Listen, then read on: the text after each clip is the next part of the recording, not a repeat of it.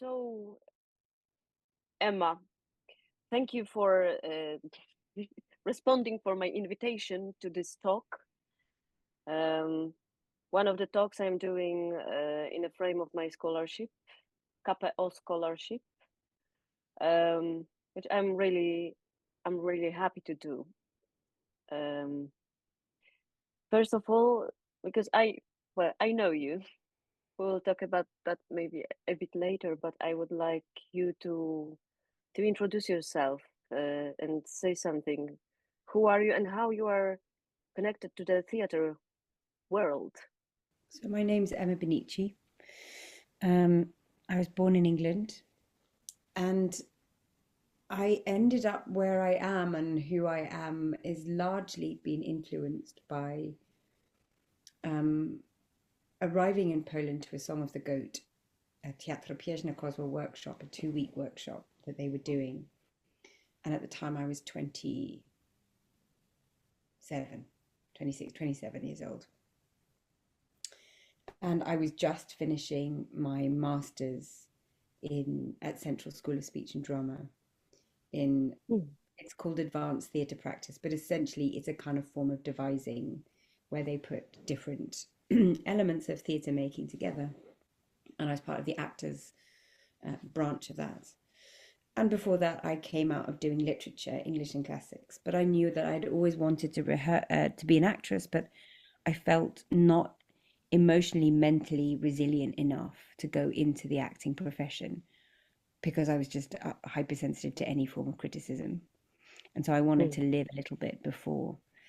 And I did this workshop in Song of the Goats. And I think that was really, even that weekend, that first week workshop was a huge part of my development, and it probably influences me a lot in terms of how I teach because I was in the middle of doing the work on the workshop, and before I had gone, my singing teacher had said to me, "Do one thing: keep your sternum up, keep your Mm. sternum lifted in the workshop." Mhm. I was like, okay, and I didn't really understand what that's about. Of course, now I do.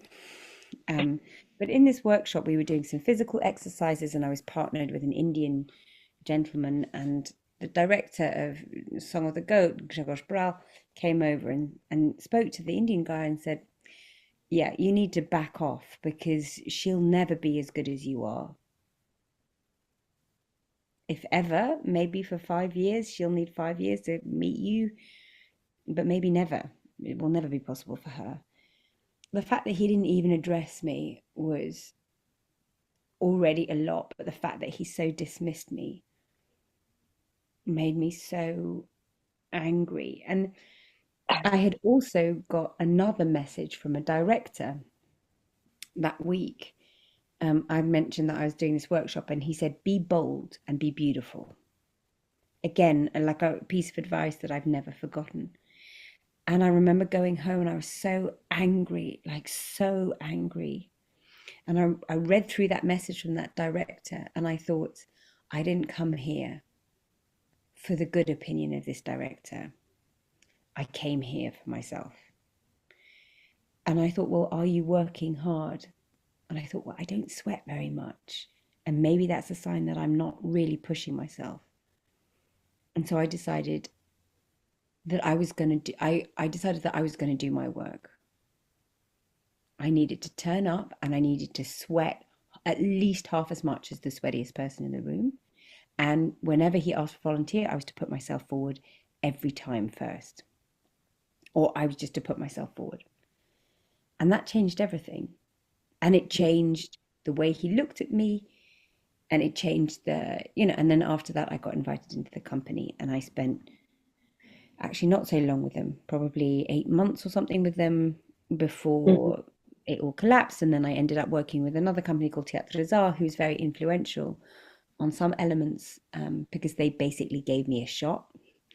And again, with them, I jumped into a series of performances. And in that, again, I learned this really valuable lesson that they were about to go on tour to places like the Barbican in America. And I was left to largely do the work on my own.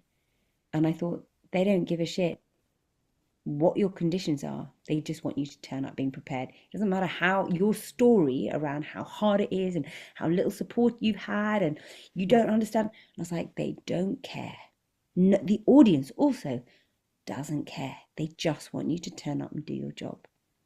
And those were two really formative lessons that probably really kind of influenced the way that I am now and as a teacher. And then, of course, the work and methodologies of both of those companies have been huge. They have made me who I am today. Without them, I would not be this person. And I'm very grateful to them because I increasingly like who I am.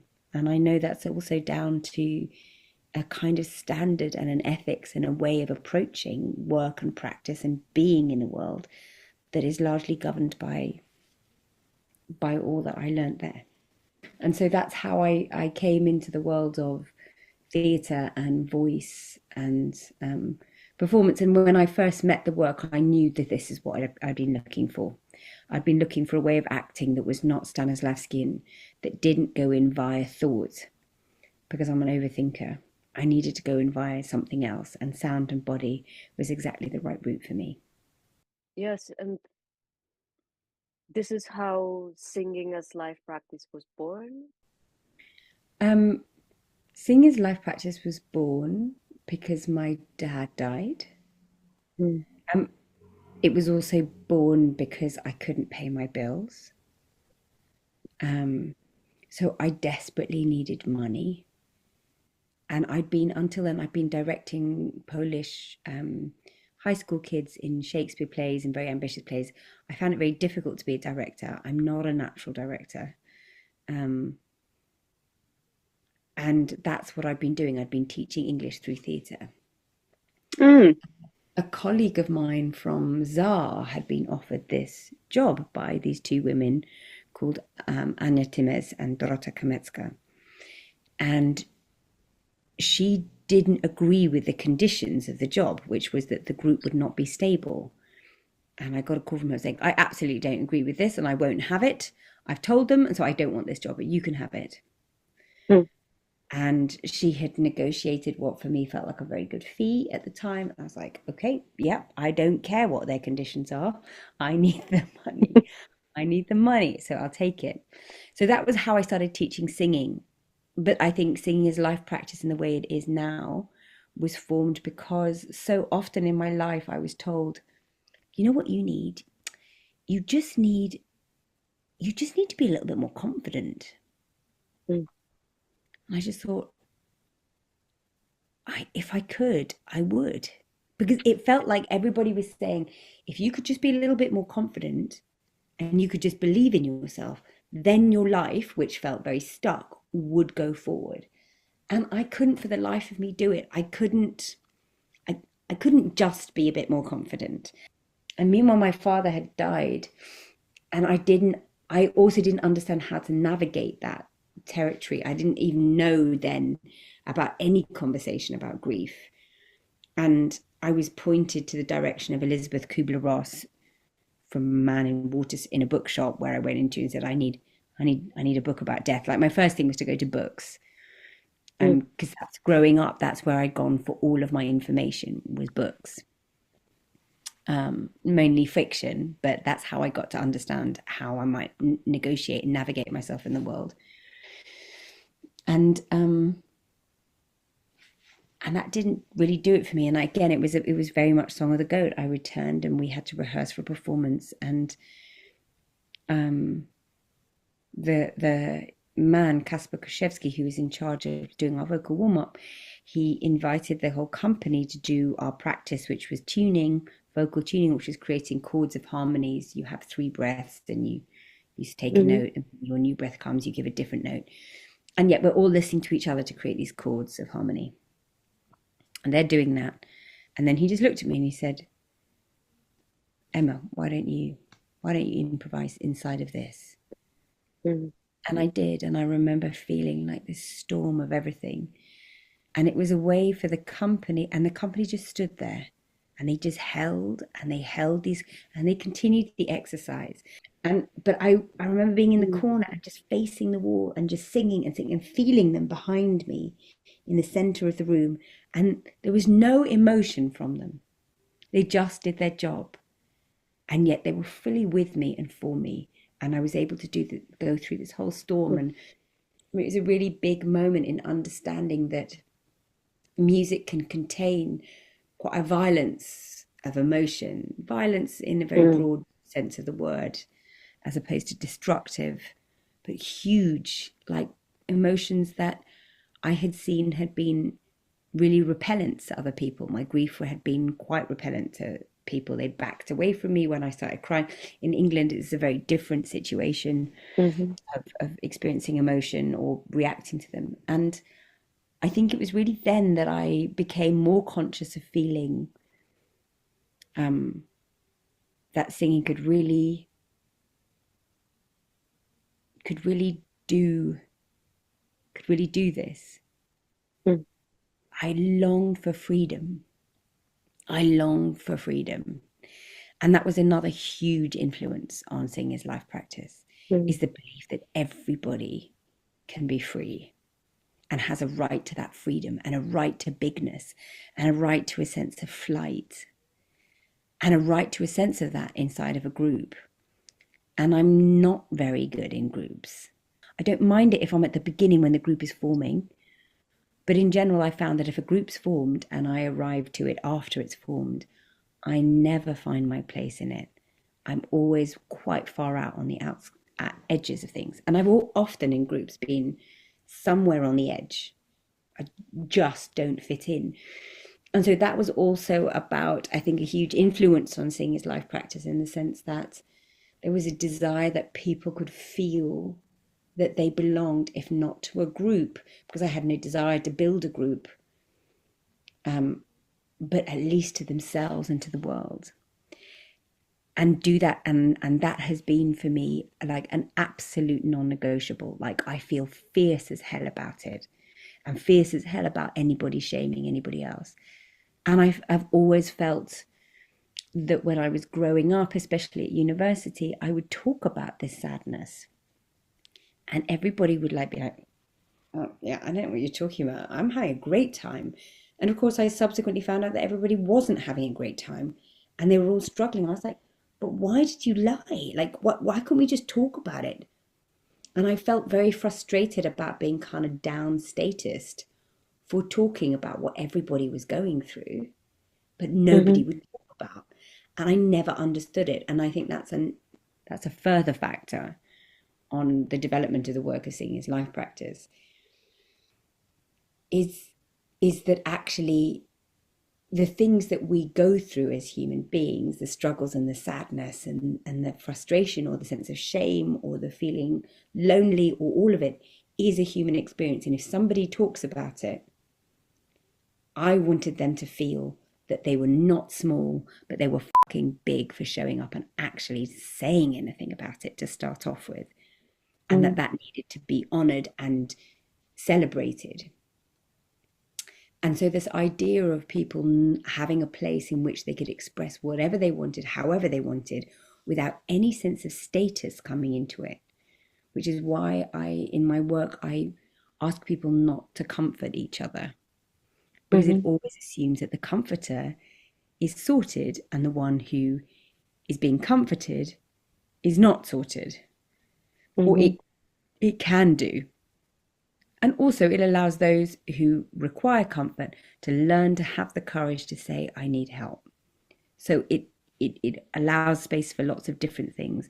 But that's why for me as well, it's very important that those certain rules kind of appeared, is that people were allowed to feel whatever they feel. And the group, like Song of the Goat did for me, do their job and hold a space and are present, like hyper present, and listen and support from underneath. And what happened in that moment was that Casper many years later said, I didn't know what to do. I didn't know how to meet you in your grief. And in that moment, I was given a way of turning up for you. And because I'm such a heady mental person, doing something that bypasses a prefrontal cortex, linear language, process-based way of working is much more effective for me, because it allows the huge range of, I'm very contradictory in what I feel. Mm. and the multiplicity of things that I feel often I feel very small, and yet there's some part of me that goes, how dare you like make me small. So clearly I have something inside of me which feels that I'm very big and I deserve, so there's huge amounts of opposition inside of me, and music for me allowed those oppositions to be there in the same moments. Mm. This I loved, and that's another powerful reason of understanding. It's funny, I never talk about this inside stuff at the work, but that's another very strong reason about how and why singers' life practice is set up in the way that it is, to allow Mm. contradictory spaces, contradictory parts of ourselves to be held in one space.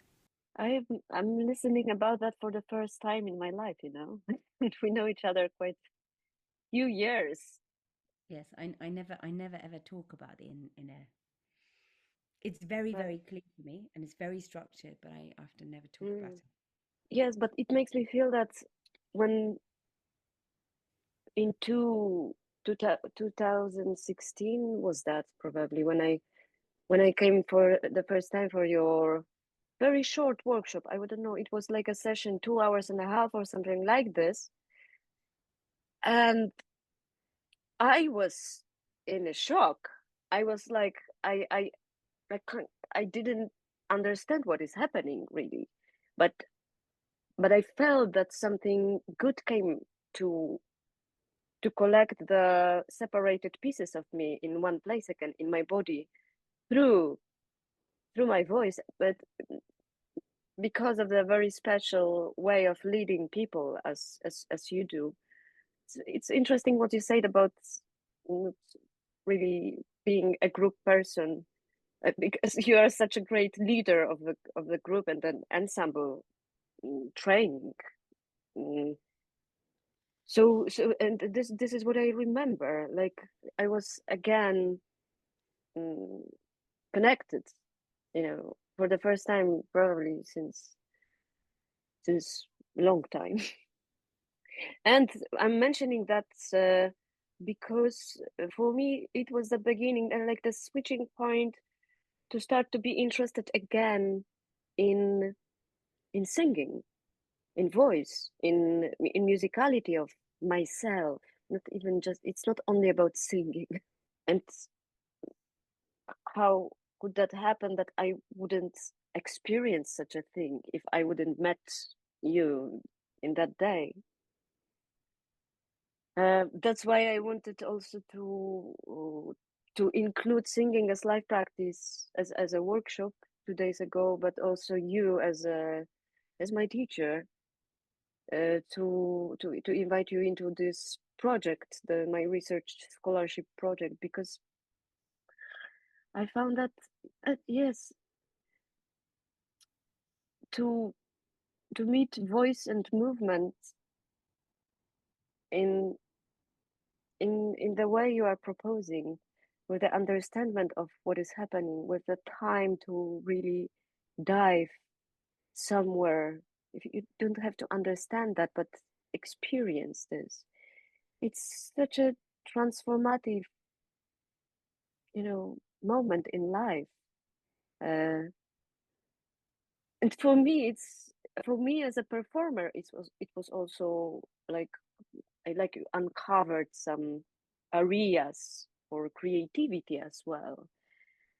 And so it's quite obvious for me to feel like that this singing exploration for life and singing exploration for performance are just the same thing. Yes, and it leads me toward the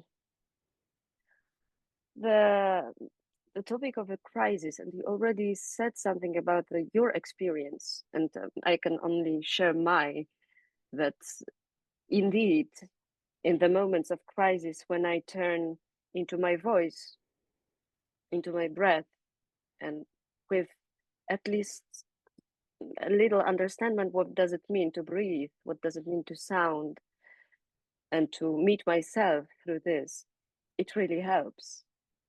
And it is the life practice for me. in the field of mental crisis of a person, of a performer. I mean, an actor is a person.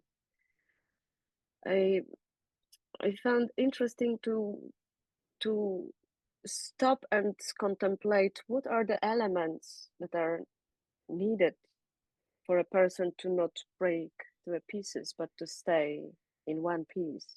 In my experience, it is very much connected with another very specific voice practice, which is Freeing the Natural Voice by Christine Linklater, and it was um, more or less the same period of time when I started to practice with you, and then I found a courage in myself to go to the north, to Orkney, and to meet Christine, and that was another big point, big moment. And she's talking about the actors quartet that includes body, voice, intellect, and emotions, that in the ideal situation should be balanced to, yes, then to be potentially to be used by the person under the guidance of the creative imagination. Let's talk a little bit about that, because in your practice you use a lot of movement, and I understand that it's rooted in the Songs of the Code and Theater Czar and our Grotowski tradition of actors training. But I believe there is something more that you know about this kind of approach. You are also the terapia krzyżowo-czaszkowa practitioner. So can you say a bit more about this? How the movement influences voice and movement, and then the health of a person.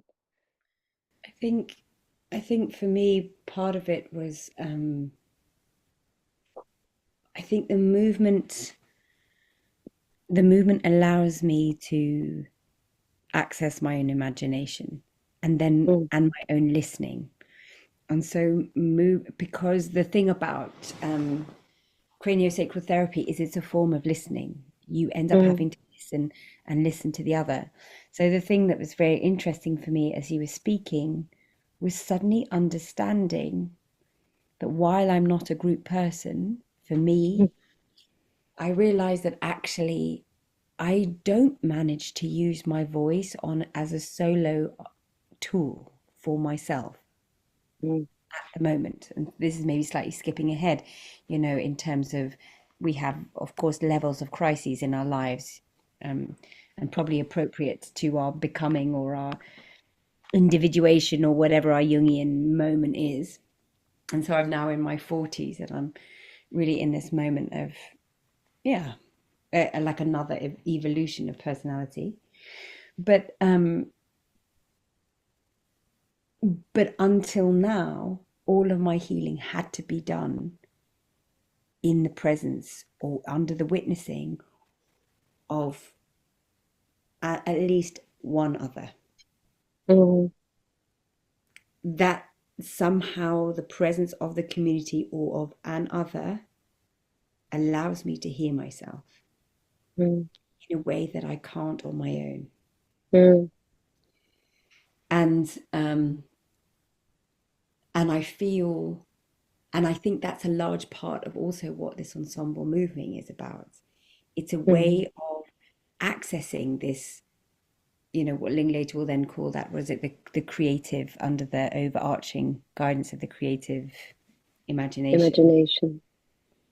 It allows me, like craniosacral therapy, to come into a state of listening, but it allows me to come into a state of polyphonic listening, which is listening to self and then listening to other.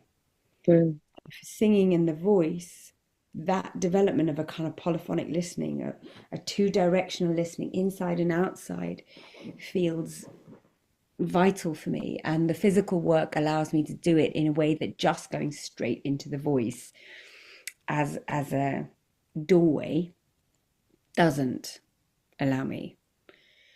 And so that's why I personally end up using it a lot. Mm. Now, there's all kinds of other reasons which says, what the voice comes from the body, and if the body is tense and it's not relaxed and it's not open and it's not pliable, it doesn't matter how much you do your scales, your voice is not going to work because it's a physical instrument. It's not a vocal instrument. It is a physical instrument. It is the body. The voice is the body. Voice is the imagination. It is not a separate thing. It is the soul.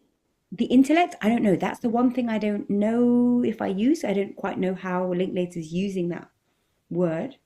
So there is also, of course, that very technical aspect of the voice. I mean, of the body but that's not real. I use it so I can listen. And I use it so I can listen to the group. And by moving together, but at the beginning especially, I'm less rigorous with it now. I was like, stop listening to yourself. Stop being focused on yourself. Stop focusing. And so it was about very much pulling people out of an obsession with self and mind into something that would physically pull them into connection with something outside of themselves. And with that, then they listen to that and then they can hear the note. I did this test where people were like, why do we do all this physical stuff? It really was at the time a genuine test. We did it one day. We were doing a 2-day workshop. We did one day with a physical warm-up. And at the time, I used to do it very quickly, 30 minutes. Boom, we'd be over. We only had a 2-hour class or 2.5-hour class. Now, I indulge in an hour and a half. And then the next day we did it without. And what happened was on the day that we did it without, the same people, could not retain their voice. They could not sing in tune. They couldn't hear one another.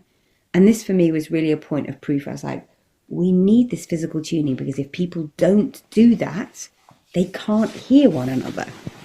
And another very big thing in terms of voice was I would do this test. Things would just not work in terms of the singing until there's this exercise of this circle. And one by one, people have to walk into the circle and be seen and give up all of the crap that they put on top that they like to have as their social stuff. And as soon as they did that, something would always shift in the workshop. That's one of the exercises I've stopped doing. Because it felt like it was so powerful. And that's because something would suddenly change and the group would suddenly hear one another. And it was also for me personally, a very tricky moment as a facilitator because I felt I had to call the truth of the moment. And so with that, it's a physical expression of showing up. And so then this takes me to the third point of why body for voice. Because I think body shows what is happening in a tangible way, what is happening on an invisible level with the voice. Because the subconscious or the soul or whatever you want to call it is so often enacting the impulse, let's call it subconscious as part of the impulse that enacts on the voice or on the body. Impulse is an alive thing. It isn't an electrical impulse from one synapse to another. It's an alive, living thing that sparks, and I would call it consciousness. Impulse is consciousness. It responds, and then the breath happens, and then the action happens, and the thought, or whatever it is. And that's invisible. And yet, when we work with the body and the physical exercise can make visible the subconscious. It's showing you all the time. And that's what I discovered through craniosacral therapy, is that I began to learn a way of reading bodies. Partly I would read it on my own body. I can feel the sensation on the inside of my body, and I learned to trust that. But I also began, because of understanding anatomy and physiology, I began to be able to look at things and start to understand how people were holding or locking or blocking. And because of the resonators and all the resonators talked about, I was like, oh, wow, they're physically locked in Ma. Let's look at what the voice is doing. And I would end up having these things where I would layer up the body information and the voice information to see if they would align or not. And then that would give me the indication. If they did, I'm like, okay, so that's the resonator that's blocked. That's the physical place that's blocked. Chances are there's something around those stories that needs addressing. I Mm, don't know what they are, but that's where we're going to sing. mm, And that's where I'm going to get curious and ask lots of questions. mm, And so the body was a way of me also getting more concrete information so I wouldn't be a bullshitter because it's an invisible thing and people think you're magic, but mhm, you're not. You're doing something that they can very well do, which is learn how to read and listen to body and voice. It's giving us information all the time. But the body allowed me to have a double thing to check, and it allowed the invisible to become more concrete to me and to other mhm, people. So they wouldn't have to mm, take my word for it. Like I'm like, you don't, I'm telling you, but you don't have to take my word for it because I'll name it and we can all see it. I'll mhm. name it or through the exercise and the exercise will show you. Yes, And yes. that's why the body, those are all the various reasons for why the body. I've become a lot more obsessed with the more technical stuff now, of the body work, just simply because it requires much less energy. Well, but you said about the that you are much more obsessed about the technique. Uh, and what I remember from the workshop, which I'm Zero also technique. I'm no, the imagination can be your technique. Yes. I found it very interesting. It's it's immediately opens my imagination, you know, for an aspect of technique. Let's talk about that a little bit because uh, you know, I'm a musician. Um, I was trained to play violin. When I hear technique or on in singing technique, I understand the constellation of different elements to needs to be practiced to achieve the excellent play. But when you approach that from the point of view of imagination and creative imagination, it's very much linked to Linklater practice. It gives amazing effects without putting stress onto is this thing all right or not. How did you develop? What was your way, or what is your way in to understand what does it mean and how to teach people to that? The time I realized it was because I was teaching a Spanish couple. Um, at the time, I was still a very young teacher. I was very early in that work. They came, I was living in some kind of like almost like a squat. And this beautiful guy, for the life of him, he could not sing in tune. And they didn't have much money. That's also, it was because of them that I trained to be a craniosacral therapist because I thought I want Mm, to find a way where I can fast track this and you don't have to spend three mhm, years with Song of the Goat Theatre, but we can do this quicker. Um, but then what would happen? One, I learned that there would be particular notes in a scale that he would always skip. And I noticed this as becoming a pattern with a few people. So that made me curious about why does everybody skip those notes? Which took me onto a whole other different space. But it was also that actually suddenly it didn't matter how much training we did. As soon as I managed to find whatever his heart wanted to say, mm, this thing that he could not sing in tune, it would just drop and he would sing it perfectly in tune. The same with his mm, wife. mm, The same, like not as strong, but a similar issue. And this was the first time I was like, okay, it's not about technique. It's that I've got to line them up with what it is that they want to sing. Because then the technique mm, sorts itself out. And then this happened again and again and again. But this very recent moment of really coming to an understanding that imagination is technique was because I was working with a young woman online who is dyslexic. And mm, this tuning was constantly kind of going off, and we'd had several lessons, like, you know, like really, we've been working for almost half a year. And I was was trying to find these different things, and she was very, very diligent at working. She does her practice all the time. And I ended up saying to her, okay, look, let's think about you're doing the sounds. You're technically doing the sounds, but imagine it's chocolate. Like imagine that I don't know, something to do with chocolate, and then everything settles into place. And also partly because of her dyslexia, I understood that I had to find a way that this made sense. Being a dyslexic myself, there was lots of information I couldn't catch because it had no meaning to me. But as soon as I told a story and I understand how this stuff fits into a story that I care about, then it made sense, and then I could retain the information. So a huge part of this moment was really this joy of teaching both dyslexic and autistic people singing and theatre work, and understanding what is the language that you need around this subject that makes sense to you. And in the end, I realized if I find the right image for you, then the technique comes, then it flows, then it makes sense to you. And so this happened to be chocolate. We can call it language, but for me, it's imagination. I had to find the right image that meant that it worked. And so recently, I'm now working with an autistic woman, and I said, no mud, no lotus. She couldn't drop her voice.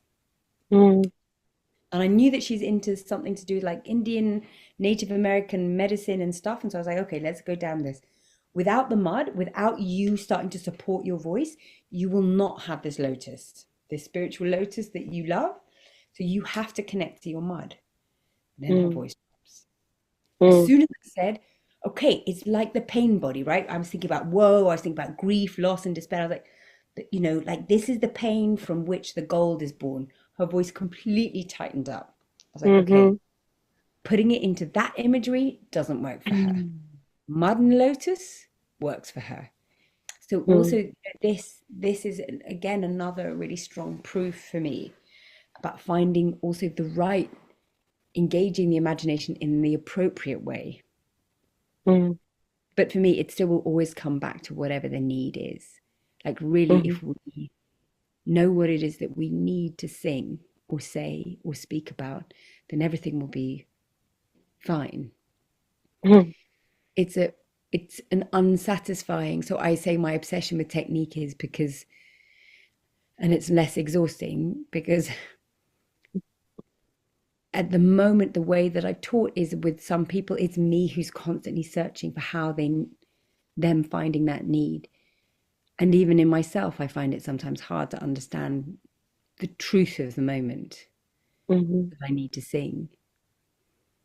And I'm curious to understand a way where, as with acting work, this Russian teacher said to me, we teach acting so actors can repeat.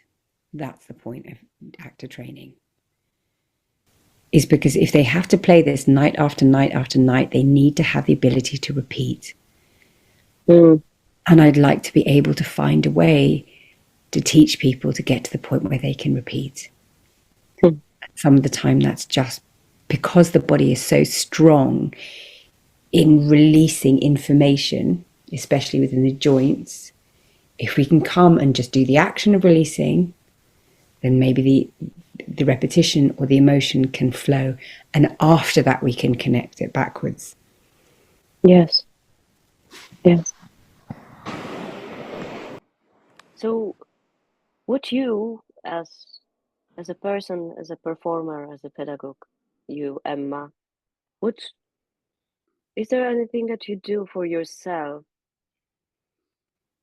that touches the area that we are talking about? Singing, moving, breathing, imagining, every day to keep yourself alive, and yes, to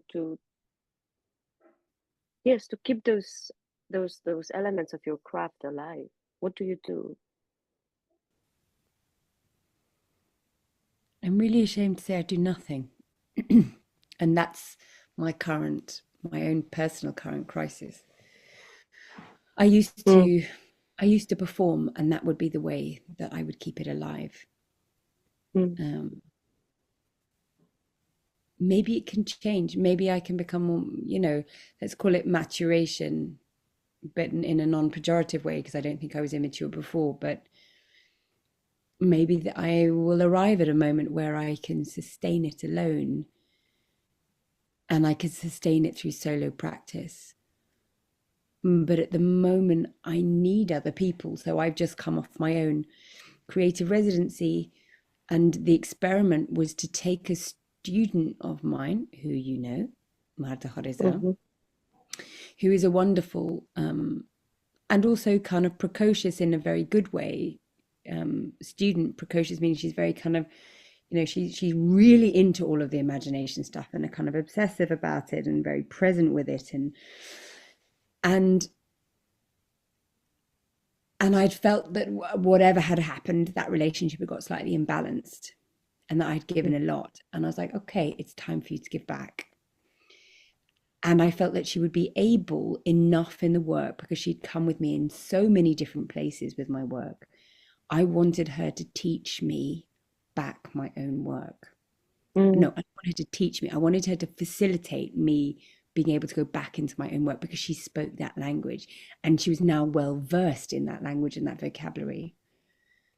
But for several years, I had this funny, I'm not Christian at all. You wouldn't believe it from the last few days where I keep on talking about Jesus and Christ. But um, mhm, but I'd have this returning phrase, physician, heal thyself.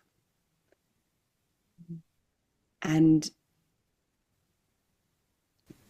I'm aware of this moment with different people who develop their own practice, that there comes a moment in that in which they have to test their own stuff on themselves mhm, to really see if it works.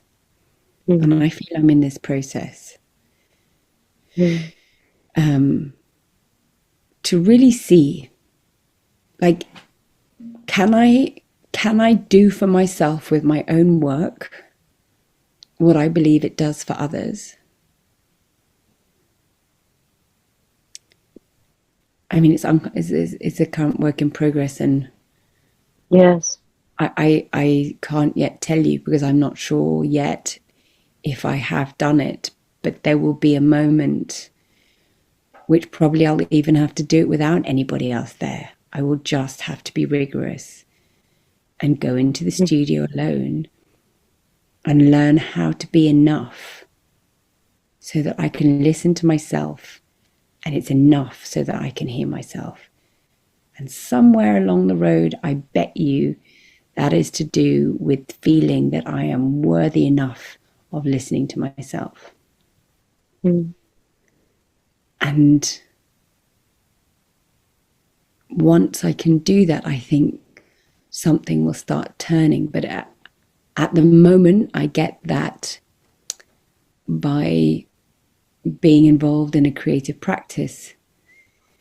But it requires a really freaking brilliant director or teacher, and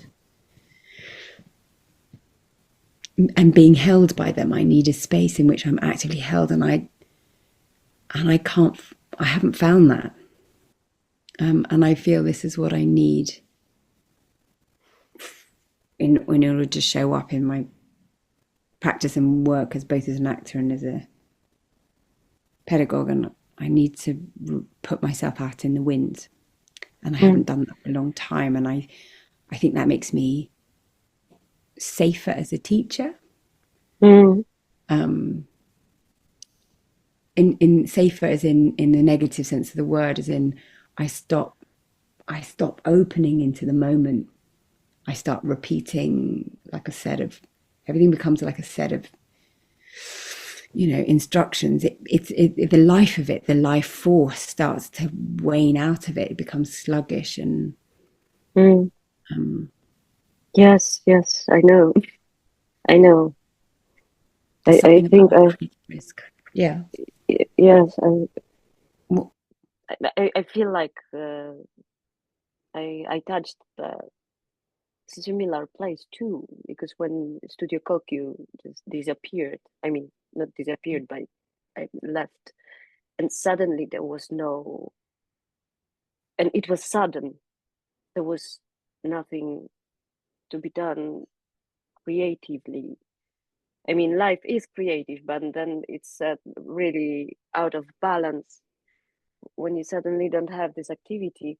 And I was still teaching and leading workshop and leading voice work. And after a few months, or was that half of a year of being in this gap, I started to feel like I'm kind of cheating, you know. And it's still my way of performing, because I am going onto the stage between in front of participants of the work. I can perform all of that, but is that really, am I representation of what I'm teaching? And I was like, shit, I I need to refine something, because otherwise I will start to be one of these teachers that I hate, who are just blah blah blah blah. And I think this is such a complex thing. Any kind of practice, and it requires honesty, which is sometimes very difficult, and yes, and listening, which is sometimes you don't know how to listen to yourself, but you have to find it to then enter to the space where you can start to understand who you are, and where is the direction, where to go, and what kind of practice do you need as a person, as a performer, as a pedagogue.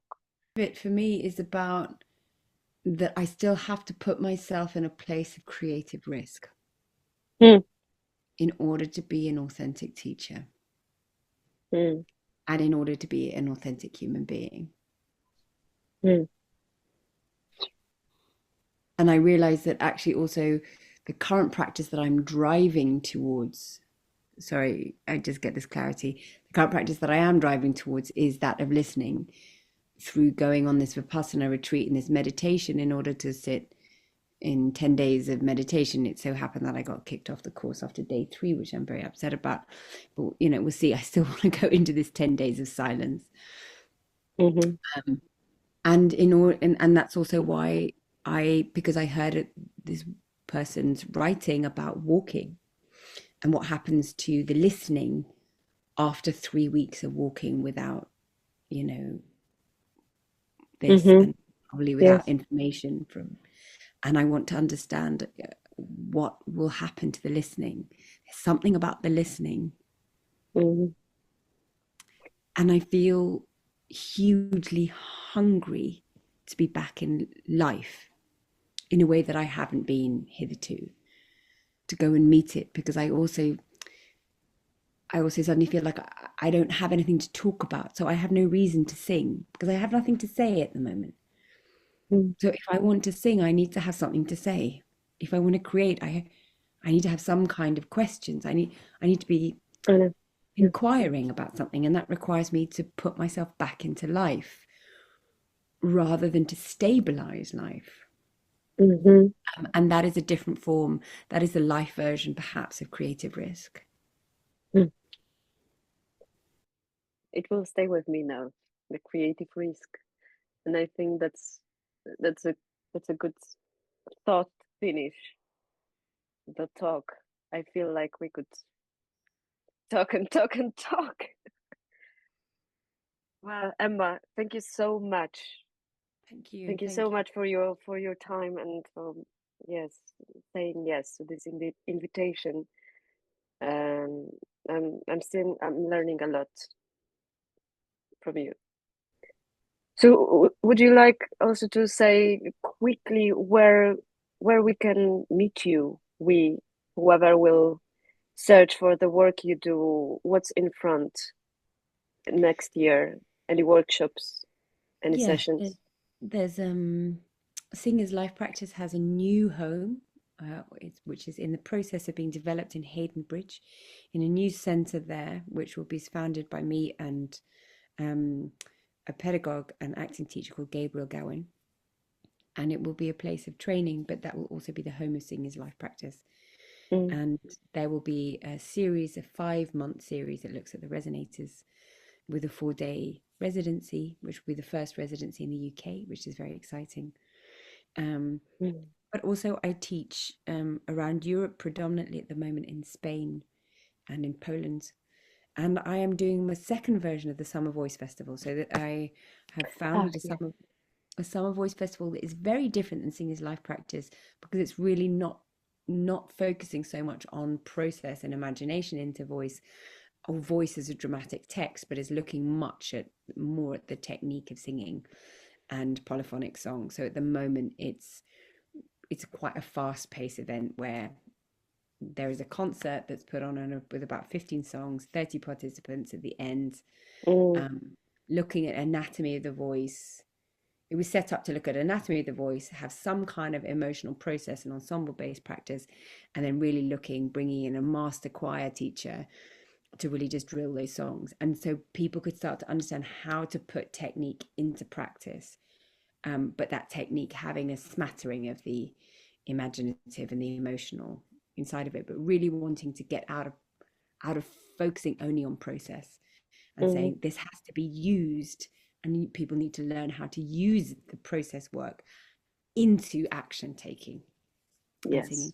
So that's the Summer Voice Festival, but it's very much in the beginning stages, and I really look forward to developing it much further. But this year will be the second version with Dita and Nini Bang. So yeah, that happens in Spain in the summer.